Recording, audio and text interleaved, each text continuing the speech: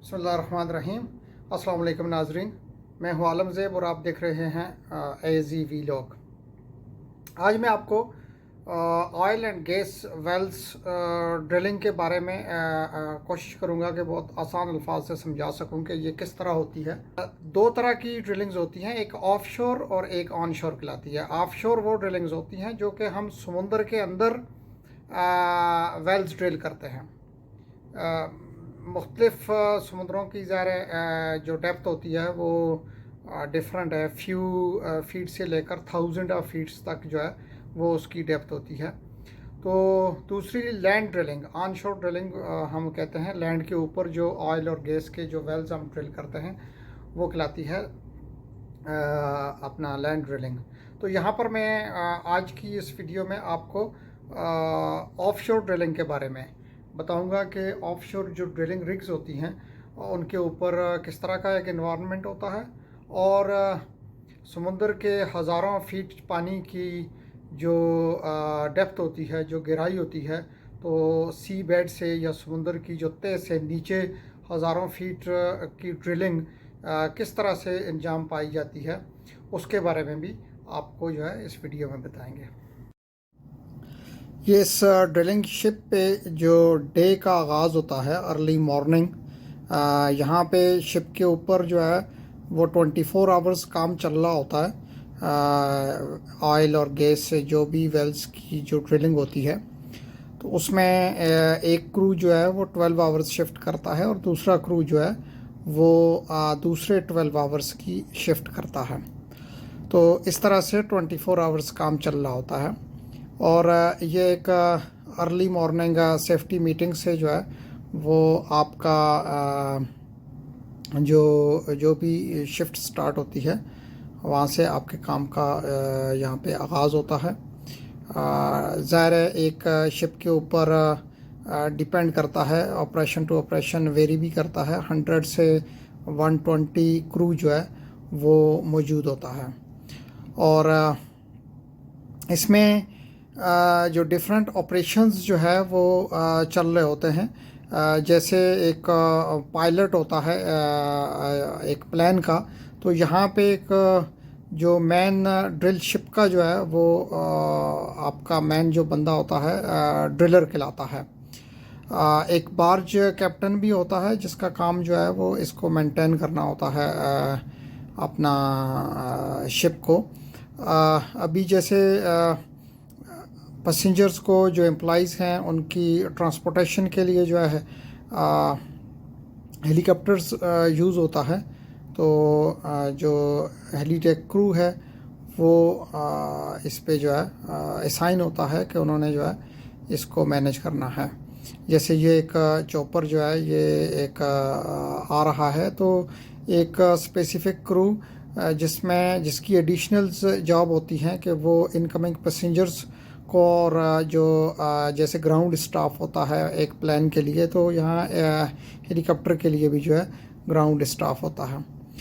Catering crew और बाकी जो उसमें जो है लॉन्ड्री क्रू, ये एक अलग से होता है कि उनका काम जो मेरे ख्याल में डिफरेंट ट्रिक्स पे 10 to 15 पीपल, समटाइम्स 20 पीपल्स भी हो सकते हैं, जो कि कुकिंग और लॉन्ड्री और रूम सर्विस मैनेज करते हैं। डिफरेंट ऑपरेशंस जहाँ पे जो है वो चल रहे होते हैं। मैं जो है वो ऑपरेशंस की डिटेल में नहीं जाऊँगा कि कहाँ पे कौन सा ऑपरेशंस ये चल रहा होता है। ये कैप्टन होता है शिप का, इसका काम जो है वो मेंटेन रखना होता है शिप को। ये जैसे लॉन्ड्री सर्विसेज हैं, कैटरिंग क्रू का ही एक बंदा असाइन होता है, लॉन्ड्री मैन, उसकी ये जॉब होती है। ये ड्रिलर है। ड्रिलर जो है जिस तरह मैंने आपको बताया है कि इसका काम जो है ये मैनेज करना होता है रिग फ्लोर्स के डिफरेंट जो ऑपरेशंस हैं। एक्चुअली जो वेल जो ड्रिल कर रहा होता है ये मैन बंदा होता है, जिस तरह एक एरोप्लेन का एक कैप्टन होता है, तो यहाँ पे ये एक ड्रिलर होता है। तो ये शिफ्ट का जो है इवनिंग टाइम पे इसका जो है वो अपना ऑफ शिफ्ट के बाद डिनर और फिर जो है कुछ भी एंटरटेनमेंट, और एट द एंड जो है ये नाइट शिफ्ट का जो क्रू जो है उसने अपनी शिफ्ट स्टार्ट कर दी है। नाइट क्रू सेम जॉब जो है वो कंटिन्यू करेगा टिल मॉर्निंग।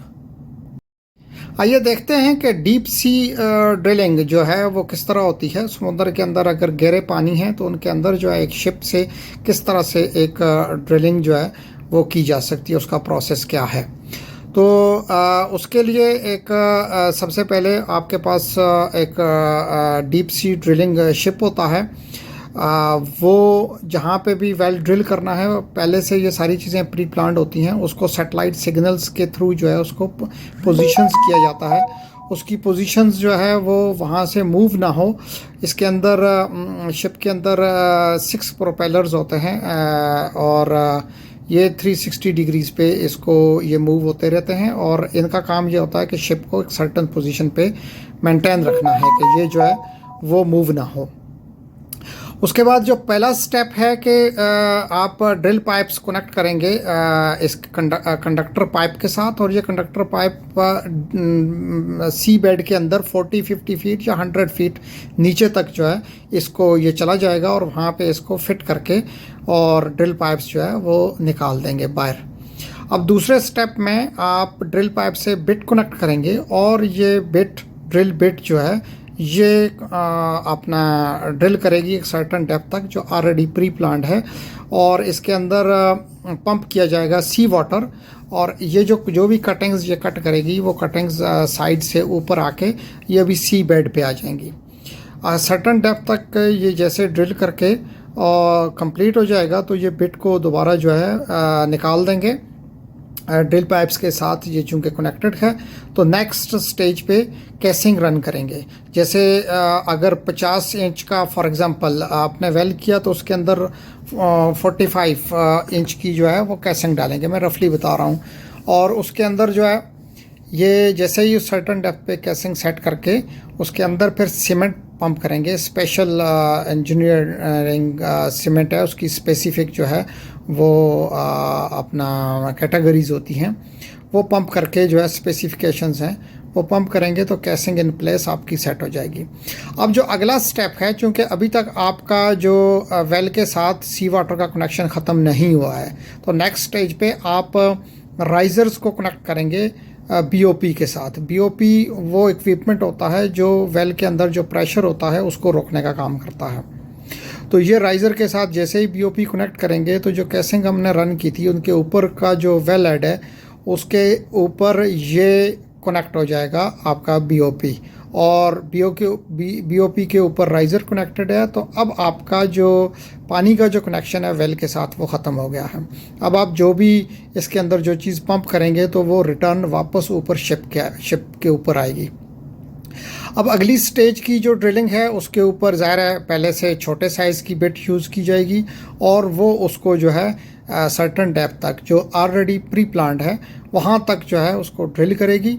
और जैसे ही वो उस सेक्शन की डेप्थ जो है वो अपना उस डेप्थ पे पहुँच जाएंगे तो दोबारा से ये बिट को निकाल देंगे ड्रिल पाइप्स के साथ जो कनेक्टेड है। तो इसको निकालने के बाद जो नेक्स्ट कैसिंग है वो भी ऑलरेडी प्लान में मौजूद है, तो वो कैसिंग रन करेंगे और उस सर्टन डेप्थ तक कैसिंग को रन करके सेम वे से जिस तरह से पहले स्टेप में किया था ये सीमेंट पंप करेंगे तो सीमेंट साइड से जो है इसको वो कर देगी। अब नेक्स्ट स्टेज ज़ाहिर है पहले से कम साइज़ की बिट है। फॉर एग्ज़ाम्पल अगर 30 इंच पहला वेल सेक्शन था तो अब ये वाला 24 हो जाएगा। तो सिमिलर जो है वो ये सेक्शन कंप्लीट करने के बाद टिल जो प्लान टीडी है वहाँ तक पहुँच जाएंगे। तो अभी जो नए टाइप के हमारे शिप्स हैं वो थाउजेंड्स ऑफ फीट तक जो है वो ड्रिलिंग कर सकते हैं।